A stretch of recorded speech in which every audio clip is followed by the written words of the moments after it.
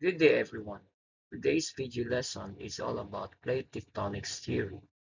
Today, we're going to explore the plate tectonics theory. This theory explains how the Earth's surface is broken into plates that move and interact. To understand it better, we'll connect it with two important ideas: continental drift and seafloor spreading. By the end of this video lesson, you should be able to define what plate tectonic is. Next, explain the evidence for continental drift, describe how seafloor spreading works, and connect these ideas to explain Earth's earthquakes, volcanoes, and mountains. What is plate tectonics? Plate tectonics is the theory that the Earth's outer shell, called lithosphere, is divided into plates or segments. These plates float and move on a softer mantle beneath them.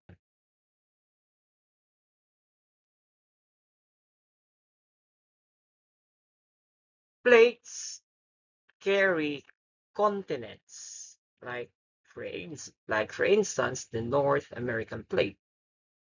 It can also constitute an oceanic crust, like the Pacific plate, or a plate may comprise a continental crust and an oceanic crust, like South American plate.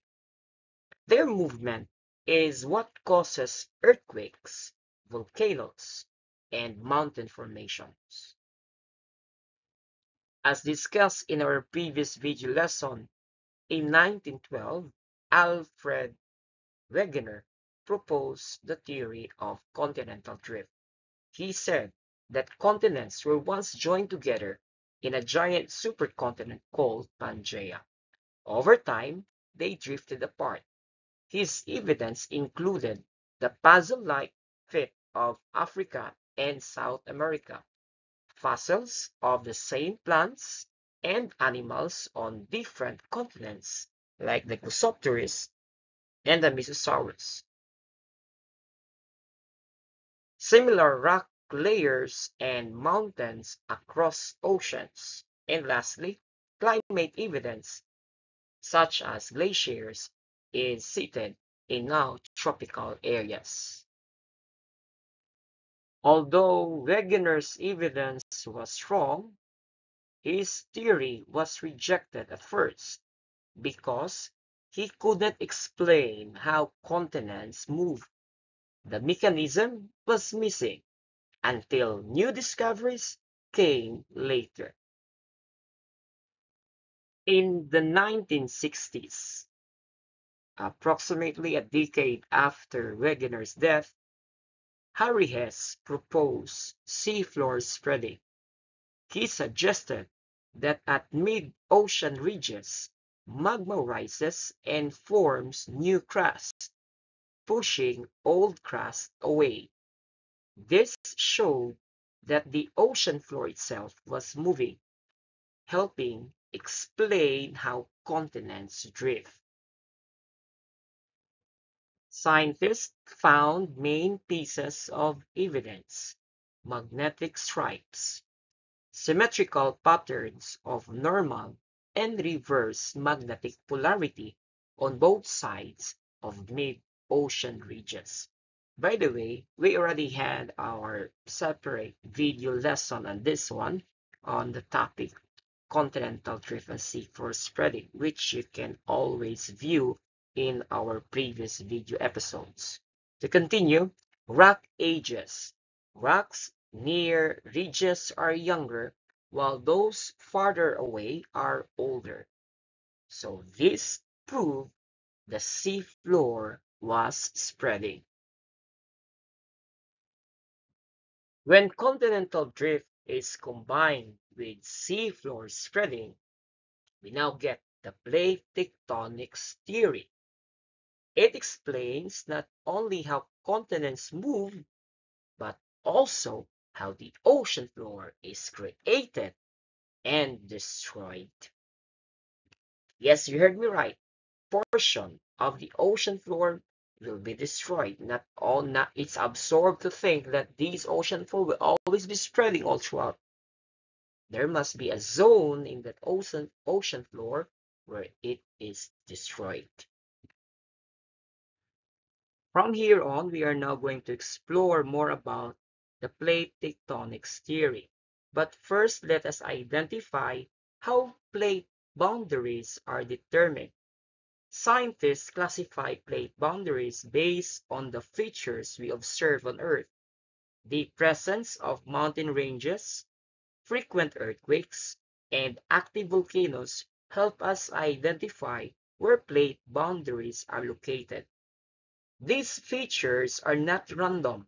They align with plate edges. One striking example is the Pacific Ring of Fire, a region around the Pacific Ocean where we find many earthquakes, volcanoes, and mountain ranges. This is a clear evidence of active plate interactions.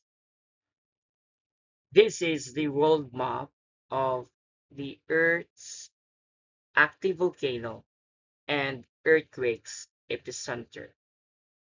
These striking lines that are present along the edges are caused by the shared location of your active volcanoes and earthquakes epicenter. Due to this, scientists were able to identify the plate boundaries based on distribution of mountain range, occurrence of earthquakes, and location of volcanoes. Now, due to the distribution of mountain ranges, the occurrence of earthquakes, and the location of active volcanoes, scientists were able to draw out the different plate boundaries. So presenting to you, this is what you call the plate tectonics map.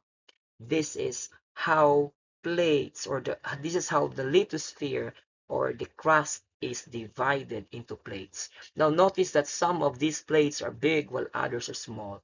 Like the Eurasian plate, it covers most of Europe and Asia, while the Juan de Fuca plate is very small, as well as the Filipino plate.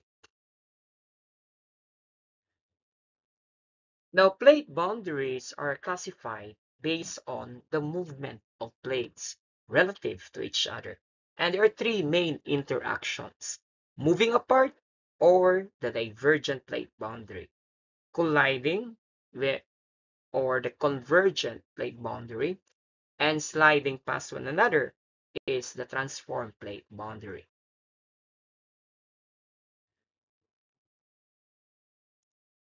Here is a detailed plate tectonics map that shows the interaction between plates: moving apart, divergent, colliding, or convergent, and sliding past one another or transform plate boundary. At divergent boundaries, plates move away from each other. Magma rises to fill the gap, forming new crust. That is why we see volcanic activity and shallow earthquakes here. Divergent boundaries create landforms such as the Mid-Atlantic Ridge in the ocean and the East African Rift on land. These are solid examples of divergent plate boundary, when two plates move away from each other.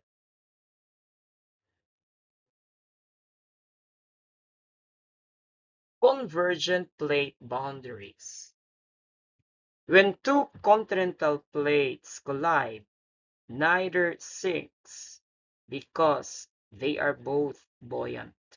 Instead, the crust crumples and pushes upward, forming giant mountains.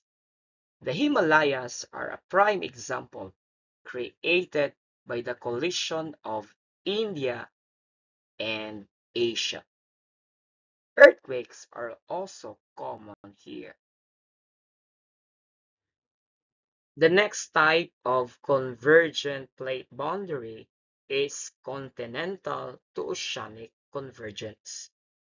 When an oceanic plate collides with a continental plate, the denser plate, which is the oceanic plate, sinks beneath or subducts. This causes deep sea trenches to form, as well as chains of volcanoes called volcanic arcs. The Andes Mountains and the Peru Chile Trench are examples of this. Earthquakes and eruptions are frequent here. The next type of convergent plate boundary is oceanic to oceanic convergence.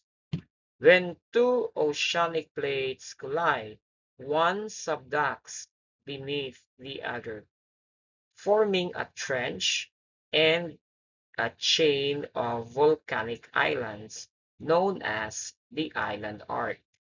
The Mariana Trench is the deepest part of Earth's ocean, reaching about 11 kilometers deep, at a point called the Challenger Deep.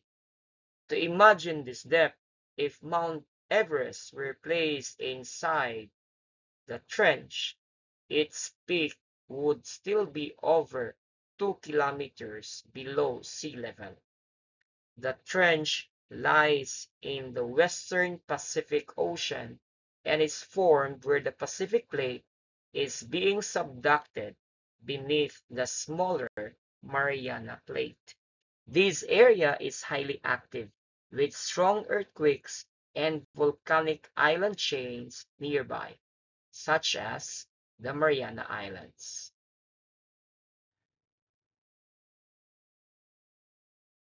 The third type of plate boundary is called the transform boundary.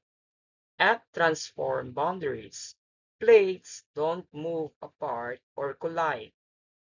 They slide past each other. This causes stress to build up until it releases as earthquakes. A famous example is the San Andreas Fault in California, which produces frequent and sometimes powerful quakes. Now, why plate tectonics matters?